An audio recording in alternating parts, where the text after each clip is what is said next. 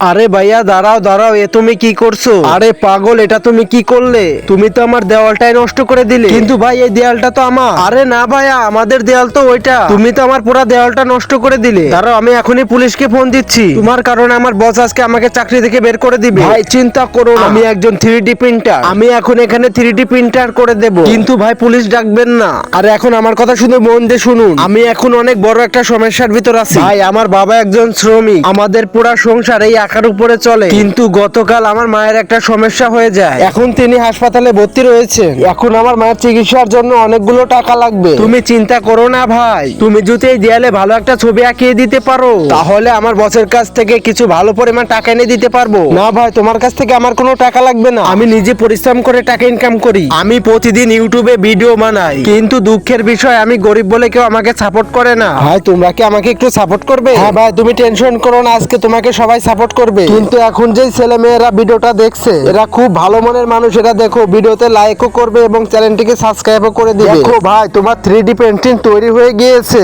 Wow ভাই, এটা তো অসাধারণ পেন্টিং।